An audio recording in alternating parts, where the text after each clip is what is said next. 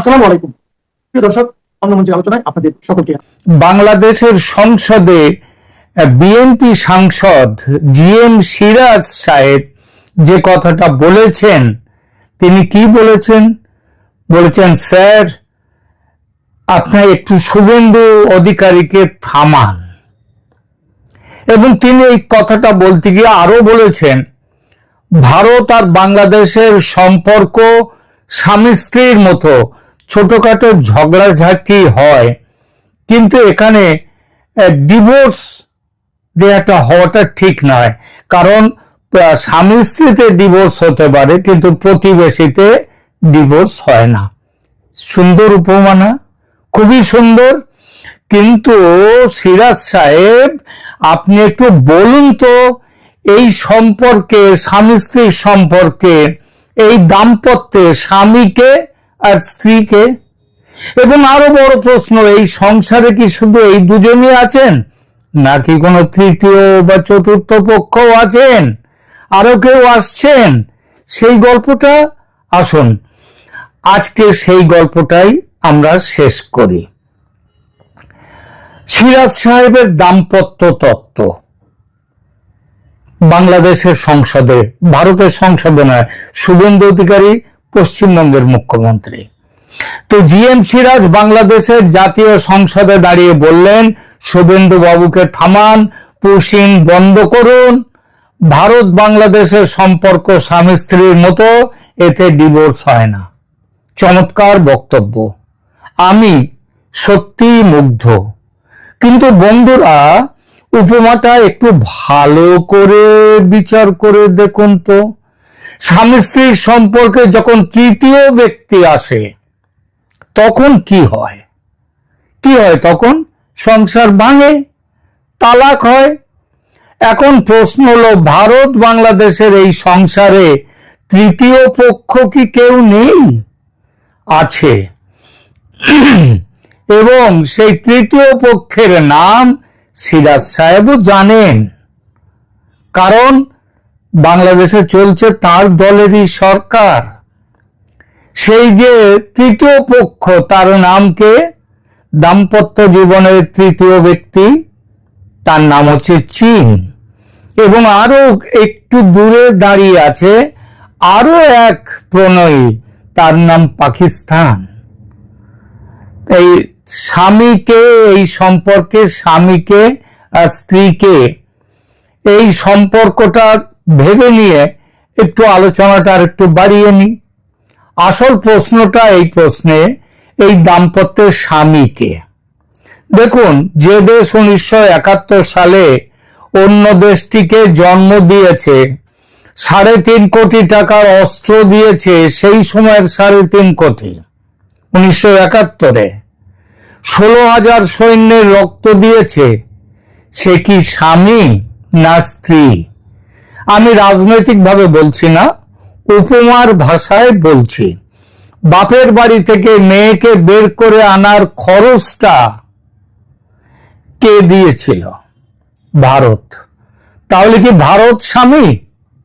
ঠিক আছে, ধরে নিলাম, আপাতত আলোচনার জন্য ভারতকে স্বামী ধরে নিলাম। এখন সিরাজ সাহেব বলছেন তালাক দিও না। আমি বলছি, সিরাজ সাহেব নিশ্চিন্ত থাকুন, ভারত তালাক দেয় না। হিন্দু ভারত তরকারিতে নুন কম হয়েছে বলে স্বামীকে তালাক দেয় না, কিংবা মাঠ থেকে ফেরার সাথে সাথে ভাত দেয়নি বলে, ভাত তখনও রান্না হয়নি বলে বিবিকে তালাক দেয় না। আর 3 বার তালাক তালাক বলে সংসার ভাঙার নিয়ম, এটা ভারতের ধর্ম নয়। এই ঐতিহ্য এবং অভ্যাস অন্য কারো। আমি ধর্ম নিয়ে কথা বলছি না। এবার একটু অন্য দিক থেকে ভাবুন তো, কি হবে যদি সিরাজ সাহেব বলেন, না না, বাংলাদেশি স্বামী, ভারত হলো বিবি, আমরা স্বামীর ভূমিকায় থাকবো। তাহলে কিন্তু গল্পটা আরো মজাদার হয়ে যায়। আরো গল্পটা এখানে তাহলে চলে আসবে, বাংলাদেশ যদি স্বামী হয় তাহলে আবার চলে আসতেই পারে চার বিবির সংসার? কারণ ইসলামী বিধান অনুযায়ী স্বামীর 4টি পর্যন্ত বিবি রাখা সম্পূর্ণ ধর্মসম্মত। তাহলে কি সিরাজ সাহেব ভাবছেন বাংলাদেশ হবে স্বামী, ভারত হবে প্রথম বিবি, চীন হবে দ্বিতীয় বিবি, পাকিস্তান হবে তৃতীয় বিবি, এবং চতুর্থ বিবির জায়গাটা হয়তো এখনো সেভাবে আসেনি, তবে এখানে উঁকি মারছে আবার তুরস্ক, তাই না? তা দেখা যাক কে আসে। কিন্তু সিরাজ সাহেব, এখানে একটু সমস্যা আছে। ইসলামী বিধানে 4 বিবি রাখা যায় ঠিকই, কিন্তু ভারত ওই প্রথম বিবি বা চতুর্থ বিবি হয়ে থাকতে রাজি হবে না। ভারত সেই ধরনের সংসারে বিশ্বাস করে না যেখানে একই ঘরে বিবি নম্বর 1, বিবি নম্বর 2, বিবি নম্বর 3, 4 এরকম থেকে যায়। চীনকে পাশে রেখে পাকিস্তানকে কোলে নিয়ে ভারতের কাছে আমাদের সম্পর্ক অটুট, স্বামী স্ত্রীর মতো বলা, জিএম সিরাজ সাহেব, এটা বলা যায় কিনা একটু ভেবে দেখবেন তো। এটা ঠিক যেন সেইভাবে বলা, আমি তোমাকে ভালোবাসি ঠিকই, তবে ওদের দুজনকেও কম ভালোবাসি না, মানে চীন আর পাকিস্তানকে। এই কথা শুনলে যে কোনো স্বাভিমানী বিবি পাল্টা বলবেন, আমাকে একলা রাখতে পারবে নাকি অন্যের ঘর করবে, একটা বেছে নাও। ভারতও সেটাই বলছে। শুভেন্দু অধিকারীর নীতিতেও সেই বার্তাই আছে। এবার আসি আর এক প্রশ্নে, যে তৃতীয় পক্ষের প্রবেশ। এই তৃতীয় পক্ষের প্রবেশের প্রসঙ্গে এবার একটু তথ্যে আসি। বাংলাদেশ এখন চীনের সঙ্গে গভীর বন্ধুত্ব করছে। চট্টগ্রাম বন্দরে চীনের বিনিয়োগ, কর্ণফুলী টানেলে চীনের ছাপ, মোংলা বন্দর ভারতের হাত থেকে কেড়ে নিয়ে চীনকে দেয়া, সামরিক সহযোগিতায় চীনের আগ্রহ, এবং সবার অজানা নয় যে পাকিস্তানের সঙ্গেও নতুন করে সম্পর্ক তৈরি। সেই সম্পর্ক তৈরির চেষ্টা চলছে নয়, সেই সম্পর্ক অনেক দূর এগিয়ে গেছে। এখন বলুন তো সিরাজ সাহেব, যে স্বামী ঘরে তৃতীয় চতুর্থ বিবি এনে বসায়, সে যদি প্রথম বিবিকে বলে তুমি আমার সব, আমাকে ছেড়ো না, আমাদের ডিভোর্স হবে না, হওয়া উচিত না, তাহলে কি সেটা বিশ্বাসযোগ্য হয় সিরাজ সাহেব? নাকি সেটা একটু কূটনৈতিক সান্ত্বনা? ভেবে দেখুন, ভেবে দেখুন।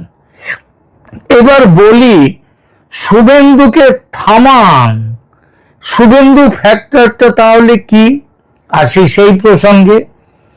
পশ্চিমবঙ্গের নতুন মুখ্যমন্ত্রী শুভেন্দু অধিকারী বলেছেন, অবৈধ অনুপ্রবেশকারী ধরলে তাদেরকে সরাসরি পুশব্যাক করে দেয়া হবে, জেল নয় সীমান্তে পাঠিয়ে দাও বিএসএফ কে, বিএসএফ তাদের পাঠিয়ে দিক মানে কাঁটা তারের বেড়ার ওপারে। এটাতে বাংলাদেশের সংসদ উত্তাল কেন? আরে লোকগুলো তো ভারতের নয়, বাংলাদেশের লোক। বছরের পর বছর ধরে তারা ভারতে এসেছেন, এই লক্ষ লক্ষ মানুষ বাংলাদেশ থেকে কাজ করেছেন, থেকেছেন, এবং এখান থেকে যেতে চাইছেন না, কিংবা আবার অনেকে এখন যেতে চাইছেন। এখন যদি তাদের ভারত ফেরত পাঠায়, সেটা বাংলাদেশের জন্য চাপের। এটা অবশ্যই ঠিক। সংখ্যাটা তো 2-1 হাজার নয়, কয়েক লক্ষ কোটি ছাড়িয়ে যাবে। কিন্তু বন্ধুরা, একটু ভাবুন তো, কোন দেশ কি অবৈধ অনুপ্রবেশকারী রাখতে বাধ্য? আমেরিকা রাখে না, ইউরোপ রাখে না, অস্ট্রেলিয়া রাখে না, তাহলে ভারত রাখবে কেন? শুভেন্দু অধিকারী কি কোনো বেআইনি কাজ করছেন? একদম নয়, আইনি কাজ করছেন।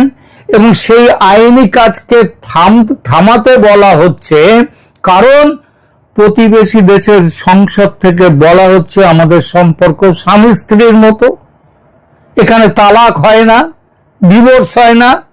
এই তালাক ডিভোর্সের গল্পে মনে পড়ল নরেন্দ্রনাথ মিত্রের বিখ্যাত গল্প রস। রস নামে একটি গল্পের কথা। তাহলে একটু সাহিত্যের কথায় আসি, তাতে বিষয়টা আপনাদের ভালো লাগবে, একটু জমবে ভালো। বাংলা সাহিত্যের অন্যতম সেরা লেখক নরেন্দ্রনাথ মিত্রের একটি বিখ্যাত গল্প আছে রস। সেই গল্প অবলম্বনে তৈরি হয়েছিল একটি অসাধারণ হিন্দি ছবি, তার নাম ছিল সওদাগর, যেখানে স্বামীর ভূমিকায় একেবারে ফাটিয়ে অভিনয় করেছিলেন বিখ্যাত অমিতাভ বচ্চন। সেই গল্পে কি ছিল? এক মুসলমান স্বামী রাগের মাথায় তুচ্ছ কারণে তার বিবিকে তালাক দিয়ে দেন। নতুন বিবি আসে ঘরে, কিন্তু পুরনো বিবির মতো সে নয়। সে রাঁধতে পারে না সেভাবে, ঘর সামলাতে পারে না সেভাবে, তার সাজুগুজু করতে গিয়ে সময় চলে যায়, তার ভালোবাসায় সেই উষ্ণতা নেই, সেই মায়া নেই, মমতা নেই। নতুন বিবি আসার পর স্বামী বুঝতে পারেন তিনি কি হারিয়েছেন। তখন পুরনো বিবিকে ফিরে পাওয়ার এক তীব্র আকাঙ্ক্ষা জন্মায় তার মধ্যে, কিন্তু ততক্ষণে দেরি হয়ে গেছে, তালাক আগেই হয়ে গেছে, ফেরার পথ নেই। ফেরার আবার যে পথটা আছে সে পথ ওই স্ত্রী আর একজনকে স্বামী করবে, তার সাথে শয্যা ভাগ করবে, তারপর সে তালাক দিলে তারপরে আবার এর সংসারে আসতে পারবে। এটা এই স্বামী সহ্য করতে পারেনি। এবার এই গল্পটাকে ভারত বাংলাদেশের প্রেক্ষাপটে দেখুন। বাংলাদেশ যদি সত্যি স্বামী হয়, ভারত যদি সত্যি বিবি হয়, তাহলে বলতে হবে এই স্বামী রাগের মাথায় অনেক কিছু করে ফেলেছেন, অনেক অন্যায় করে ফেলছেন। হাসিনা সরকারের পতনের পর ভারত বাংলাদেশ সম্পর্ক যেভাবে ঠান্ডা হয়েছে, ভারতীয় পণ্য বয়কটের ডাক উঠেছে, ভারত বিরোধী ন্যারেটিভ বাংলাদেশকে দখল করে নিয়েছে, হিন্দু সংখ্যালঘুদের উপর যেভাবে আক্রমণ হয়েছে, সেটা কি সেই তুচ্ছ কারণে তালাকের মতো নয়? শেখ হাসিনার উপর রাগ মেটাতে গিয়ে রাগ মেটানো হচ্ছে না বাকি ভারতের উপরে? এবং এখন যখন চীন পাকিস্তানের নতুন বিবি বাংলাদেশের সংসারে এসে গেছে, তখন হঠাৎ মনে পড়ছে ভারত বিবিকে যেতে দিও না, যেতে নাহি দিব। সওদাগর সিনেমার সেই স্বামীর মতো এখন হয়তো বুঝছেন নতুন বিবিরা পুরনোর মতো নয়। এবং যখনই এটা মনে পড়ল, তখনই বাংলাদেশ বুঝতে পারছে কাকে হারিয়েছে, কাকে আরো হারাতে চলেছে, কিন্তু ততক্ষণে দেরি হয়ে গেছে। তাহলে আসল বিষয়টা কি এখন একটু গম্ভীরভাবে বলা যাক। জিএম সিরাজের উপমাটা মিষ্টি, দাম্পত্য জীবন, ডিভোর্স হয় না, ঝগড়াঝাটি হয়, ডিভোর্স হয় না, কিন্তু বাস্তবতাটা তেতো। ভারত বাংলাদেশের সম্পর্ক শুধু আবেগের নয়, স্বার্থেরও। বাংলাদেশ ভারত থেকে আমদানি করে চাল, ডাল, পেঁয়াজ, ওষুধ, কাপড়, হোয়াট নট, কি নয়, সব কিছু। বাংলাদেশের যে বিখ্যাত গার্মেন্ট শিল্প, সেই শিল্পের কাঁচামাল আসে ভারত থেকে। কলকাতার হাসপাতালে প্রতি বছর লক্ষাধিক বাংলাদেশি চিকিৎসা করাতে আসেন। এই সম্পর্কটা তালাক দেওয়ার মতো নয়, সত্যিই নয়, কিন্তু সম্পর্ক টেকাতে হলে উভয় পক্ষকে সৎ থাকতে হবে। চীন বলল বাংলাদেশে হাসপাতাল তৈরি করবে, ঢাকাতে আরো অন্যান্য জায়গায় একেবারে স্টেট অফ দ্য আর্ট হাসপাতাল হয়েছে তৈরি। সেই হাসপাতাল শুরু হয়েছে, সেই হাসপাতাল তৈরির কথা ব্যাপার শুধু হয়নি, কিচ্ছু হয়নি, হবেও না। শুধু ভারতকে থামতে বলে আর নিজেরা চীন পাকিস্তানের দিকে ঝুঁকে চলবেন, এই দুটো একসাথে হয় না, চলে না। তো বন্ধুরা, সিরাজ সাহেবকে আমার একটাই কথা শেষে, আপনি বলেছেন প্রতিবেশীতে তালাক হয় না, সঠিক কথা, কিন্তু এই সংসারে কটা বিবি রাখতে চাইছেন সেটা ঠিক করুন আগে। কারণ ভারত বিবি হয়ে চীন পাকিস্তানের সতীনের সংসারে থাকতে রাজি নয়।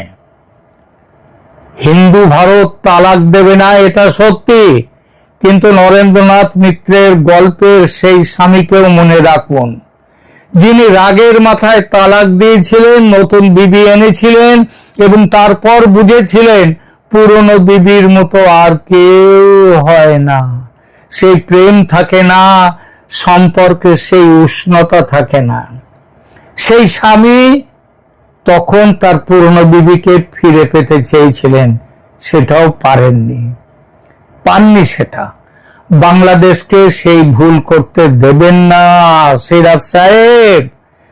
এখন বাংলাদেশের সরকারে আপনার দল, চীন আপনার পেট ভরাবে না, পাকিস্তান আপনার পাশে দাঁড়াবে না। 1971 সালে ভারত যা করেছিল সেটা কি ভুলে গেছেন? ভারত কিন্তু তার জন্য কোনো দাবি আপনার কাছে রাখেনি, আপনার জমির 1 ইঞ্চি জমি নেয়নি, এমনকি ছিটমহল বিনিময়ে 2015 সালে ভারত আপনাদেরকে 10,000 একরের বেশি জমি দিয়েছে। ভারত কখনো পরের জমি, পরের ভূমিকে কখনো কোনো দিন লোভ করেনি। ভারত সেই বিবি যার হাতের রান্না খেয়ে, যার হাসপাতালে চিকিৎসা করে, যার বন্দর ব্যবহার করে বাংলাদেশ বেঁচে আছে। তাই শেষ কথা একটাই, এই সংসার টেকাতে চাইলে ওই সতীনের সংসার বন্ধ করুন। ভারত তালাক দেবে না, কিন্তু উপেক্ষা করতে শিখতে পারে, এবং উপেক্ষিত ভারত সেটা বাংলাদেশের জন্য কতটা কষ্টের হবে সেটা একবার ভাবুন। সিরাজ সাহেব, আপনি ভাবুন, আপনার সরকারকে বলুন ভাবতে। তালাক হয়ে গেলে তখন কিন্তু ফেরার পথ থাকবে না। বন্ধুরা, এই ভিডিওটি ভালো লাগলে লাইক করুন, শেয়ার করুন এবং আপনারা কি ভাবছেন তার মতামত দিন। চ্যানেলটি সাবস্ক্রাইব করুন। কমেন্টে অবশ্যই বলবেন, সওদাগর সিনেমার সেই স্বামীর মতো কি বাংলাদেশ একদিন অনুতাপ করবে? এটাও বলবেন। দেখা হবে পরের ভিডিওতে। নমস্কার। নমস্কার, ক্যালকাটা ডায়ালগস থেকে মনোজ দাসের প্রীতি ও শুভেচ্ছা নিন। লাদাখের পরিচিত সমাজকর্মী, এনার পরিচয়টা খুব বেড়ে গিয়েছিল সেই আমির খানের 3 ইডিয়টস যে সিনেমা, সেই সিনেমার পরে সেখানে সোনম ওয়াংচুকের ছবি সেখানে রয়েছে, মানে তাকে একটি কেন্দ্রীয় চরিত্রে রাখা হয়েছিল, কেন্দ্রীয় চরিত্র তৈরি হয়েছিল তাকে নিয়ে। এবার তিনি আবার আলোচনায় এসেছেন। এখন তিনি ভারতের বাইরে সুইজারল্যান্ডের জেনেভায় জাতিসংঘের কার্যালয়ের সামনে দাঁড়িয়ে তিনি প্রতিবাদ জানাচ্ছেন। তিনি তার সেই প্রতিবাদ জানাবার ছবিটা আবার ইনস্টাগ্রামে তিনি সেখানে পোস্ট পর্যন্ত করে দিয়েছেন। তিনি জানিয়েছেন, যদি 27 জুনের মধ্যে ভারতের কেন্দ্র সরকার তার কয়েকটি দাবি না মেনে নেয়, তাহলে দেশে ফিরে যন্তর মন্তরে তিনি অনশন শুরু করবেন। প্রশ্ন হলো, এই অনশন কি সত্যি সরকারের উপর চাপ তৈরি করবে, নাকি ইতিহাস আবারও নিজেকে পুনরাবৃত্তি করবে?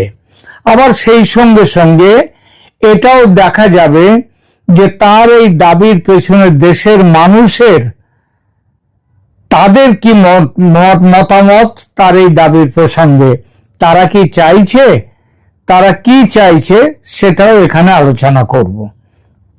দেখুন, ভারতের রাজনীতিতে দীর্ঘতম অনশনের কথা উঠলেই একটি নাম সবার সামনে আসে, তার নাম ইরম শর্মিলা চানু।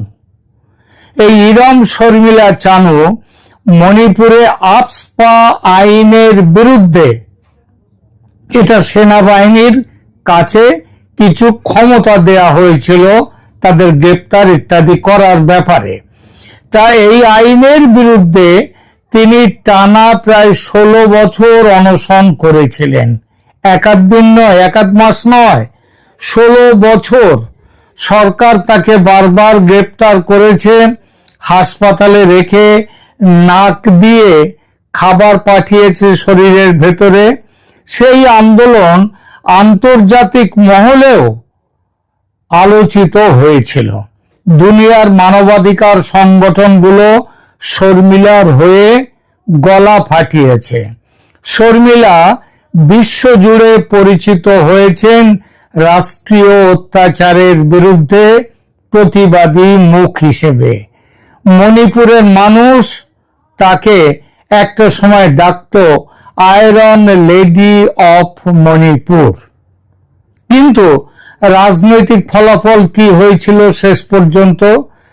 দেখুন, দেশের মানুষ বুঝতে পেরেছিল যে সরকারকে দেশের সুরক্ষার কথা, সার্বভৌমত্ব রক্ষার কথা, সন্ত্রাসী গোষ্ঠীর হাতে দেশকে বাঁচাবার কথাও ভাবতে হয়। আর সেসব কথা ভাবতে গিয়ে অনেক সময় নাগরিক অধিকারকে সংকুচিত করতে হয়, যেটা হয়েছিল মণিপুরে। আস্তে আস্তে পরিস্থিতি শান্ত হলে আপসপা আইনের পরিসরও কম করে দেয় সরকার। শর্মিলা তার অনশন শেষ করেন 16 বছর পর।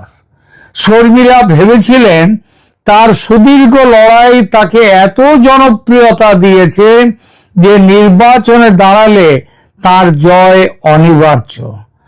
মানুষ তার দৃঢ় লড়াইকে শ্রদ্ধা করেছে ঠিকই, কিন্তু মানুষ এটাও মনে করেছে আপসপা আইনের প্রয়োজন আছে মণিপুরে। তারা শর্মিলার লড়াইকে সমর্থন করেনি, সেই লড়াইয়ের প্রতি তারা শ্রদ্ধা জানিয়েছে, তার চেতনাকে, লড়াই করার মানসিকতাকে, কিন্তু লড়াইকে সমর্থন করেনি। প্রথম দিকে যাও করেছিল, পরের দিকে মানুষ বুঝতে পেরেছে তাদের ভুল। তাই অনশন শেষ করে যখন শর্মিলা চানু ভোটের রাজনীতিতে প্রবেশ করলেন, তখন বাস্তবতা সম্পূর্ণ পাল্টে গেছে। নির্বাচনে তিনি এত অল্প ভোট পান যেটা কেউ দুঃস্বপ্নেও তিনি ভাবতে পারেননি। এমনকি তার জামানতও বাজেয়াপ্ত হয়। অর্থাৎ এই ব্যাপারটা বুঝিয়ে দেয় আন্তর্জাতিক পরিচিতি কিংবা বাস্তব অবস্থা বিচার না করে আদর্শগত লড়াইতে সাধারণ ভোটারের সমর্থন 2-4 দিন মিলবে, তারপরে আর মিলবে না। কারণ এই দুই জিনিস, আদর্শগত লড়াই এবং সাধারণ ভোটারের সমর্থন, এই দুই জিনিস সবসময় এক লাইনে চলে না। এখন প্রশ্ন হচ্ছে, সোনাম ওয়াংচুকের ক্ষেত্রেও কি এই একই ঘটনা ঘটতে চলেছে? সোনাম ওয়াংচুক লাদাখের জন্য সাংবিধানিক সুরক্ষা, স্থানীয় মানুষের অধিক ক্ষমতা, কেন্দ্র শাসিত অঞ্চলের পরিবর্তে রাজ্যের দাবি এবং পরিবেশ রক্ষার দাবি তুলেছেন। তার সমর্থকরা বলেন এগুলো লাদাখের ভবিষ্যতের জন্য জরুরি।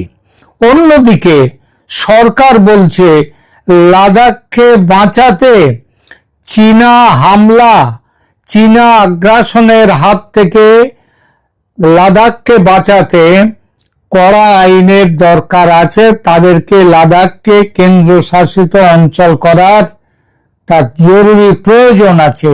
যে ভুলটা করেছিলেন জওহরলাল নেহরু বহু বছর আগে, বর্তমান ভারত সরকার সেই ভুল করতে রাজি নয়। এটা ভারত সরকার, সাধারণ মানুষও কি মনে করে? সাধারণ মানুষের মধ্যে কিন্তু সোনাম ওয়াংচুকের কাজকর্ম নিয়ে ইতিমধ্যেই প্রশ্ন এসে গেছে। তারা মনে করেন যে তিনি দেশের অভ্যন্তরীণ বিষয়কে আন্তর্জাতিক মঞ্চে নিয়ে গিয়ে ভারতের ভাবমূর্তি ক্ষুণ্ণ করছেন। তাদের মতে এই ধরনের আন্দোলন বিদেশি সংবাদ মাধ্যম ও আন্তর্জাতিক প্রতিষ্ঠানের দৃষ্টি আকর্ষণ করার কৌশল।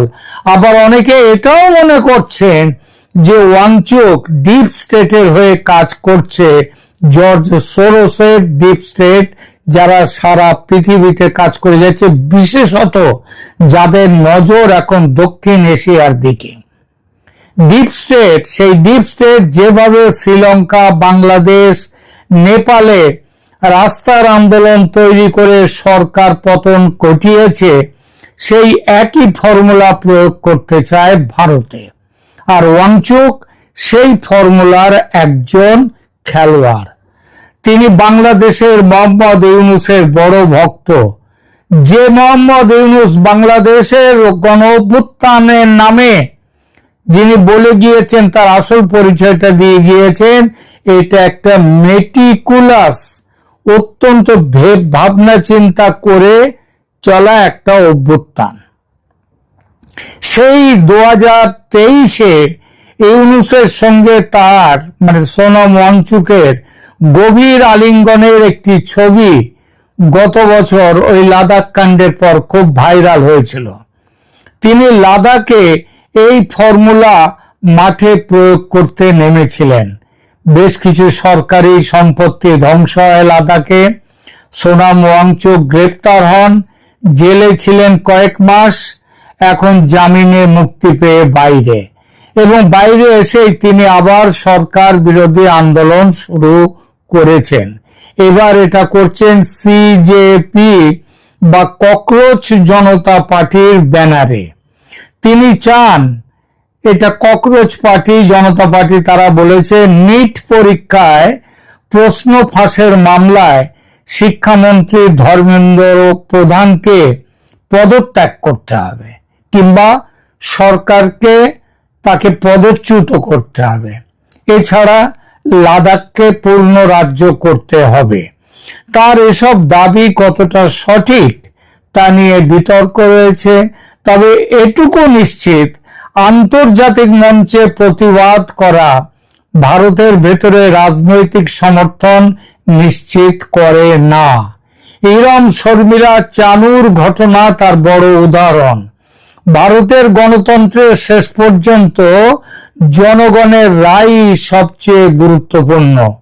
সামাজিক আন্দোলন, অনশন, আন্তর্জাতিক সমর্থন এসব একটি বিষয়কে আলোচনায় আনতে পারে, কিন্তু ভোট বাক্সে সাফল্যের নিশ্চয়তা দেয় না। সোনাম ওয়াংচুক যদি সত্যিই অনশনে বসেন, তাহলে সরকার কি করবে?